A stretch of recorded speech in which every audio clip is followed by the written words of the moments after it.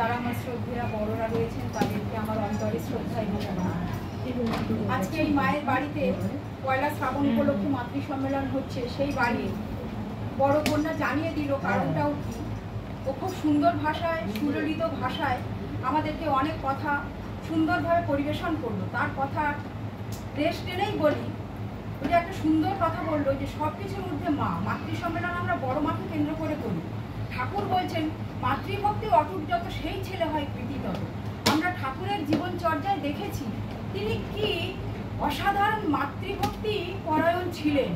প্রতিটা মুহূর্তে এই গল্প আমরা সবাই জানি, ঠাকুরের বইয়ে আমরা পড়েছি যে ঠাকুর একটু কিছু একটা দুষ্টুমি করেছেন, তো মা তাকে মারবেন বলে মা ঠাকুর অনুকূলচন্দ্রের পিছনে যখন দৌড়াচ্ছেন, হঠাৎ ঠাকুর পিছনে তাকিয়ে দেখছেন যে মা হাঁপিয়ে গেছে দৌড়াতে দৌড়াতে।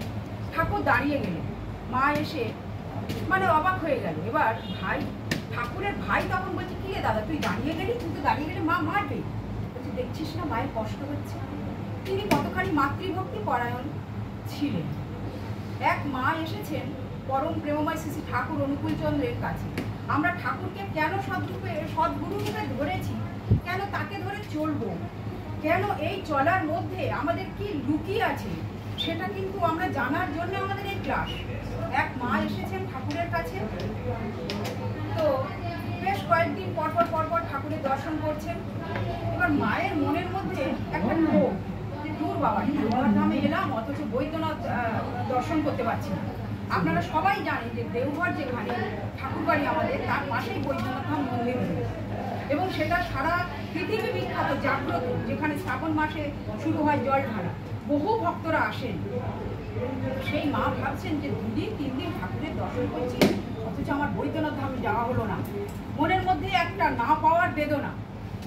যখন মনের মধ্যে এই ভাবছেন, ঠাকুর সামনে বসে আছেন আর মা একটু দূরত্বে বসে আছেন। আপনারা সবাই জানেন কিরকম আমরা গিয়ে ঠাকুরের মানে এখন বর্তমানে আপনারা দেখেছি। হঠাৎ দেখছেন ঠাকুরের মধ্যে বৈদ্যনাথ ধামে আমরা যে বৈদ্যনাথকে দেখি, হ্যাঁ বাবা মানে শিব, তাকে দেখছেন। তো মা ভাবছেন যে কি হল, আমি মনে হয় ভুল দেখছি, চোখ টোক রোগলে দেখছেন যে না একই। মা প্রণাম করলেন। মা বুঝতে পারলেন কে ঠাকুর। সদ্গুরুর মধ্যে সকল দেবতার সমাহার, সকল দেবতার সমাহারের মধ্যেই সদ্গুরু।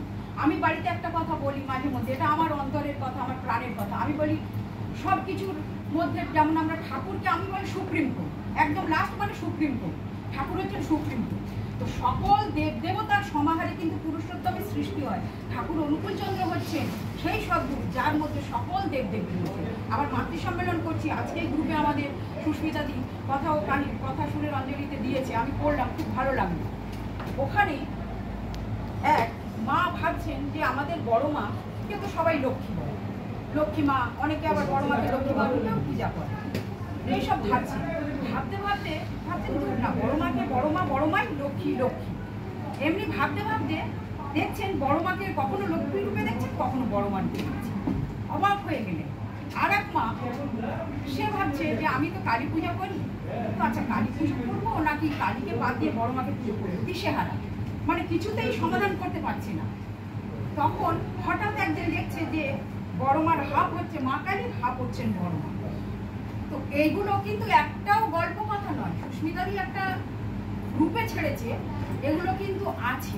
এবং ঠাকুর বলছেন বড় বউ ওই আলোচনা প্রসঙ্গের একটা খণ্ডে তিনি এই বাক্যটা বলছেন যে বড় বউ ওই, অর্থাৎ ঠাকুরও বুঝিয়ে দিলেন ঠাকুর যেমন নারায়ণ, ঠাকুর যেমন জগতের পিতা, জগন্নাথ, বিশ্ব ব্রহ্মাণ্ডের তিনি পিতা।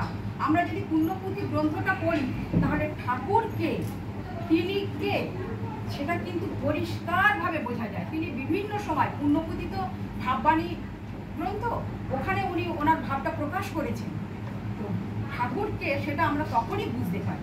এবং বড় মাকে, ঠাকুর যে আমাদের নারায়ণ আর বড় মা যে লক্ষ্মী, আলাদা করে কিন্তু আর কালী বা কৃষ্ণ এদের ভজনা করার দরকার হয় না যদি ওনাকে ভজনা করি, কারণ ওর মধ্যেই তারা বিরাজমান। আর একটা কথা বলেই আমি, মায়েরা রয়েছেন, আমার মায়ের